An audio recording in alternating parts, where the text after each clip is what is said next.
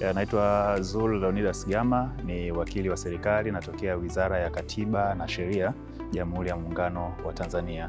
Niko hapa kwa ajili ya kuwakilisha hali ya haki za binadamu Tanzania, na kama tumefurahi maandalizi ni mazuri, lakini pia kikubwa zaidi tumefurahi kupata nafasi ya kutoa taarifa yetu ya hali ya haki za binadamu Tanzania.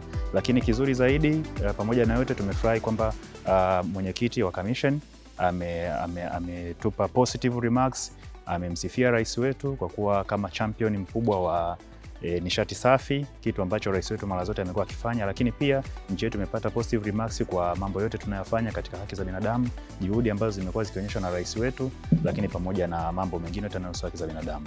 Na bado tutakuwepo, tuko hapa, tutaendelea kufanya interventions mbalimbali katika maeneo ambayo wenzetu wamekuwa wakihitaji kupata ufafanuzi zaidi juu ya nchi yetu.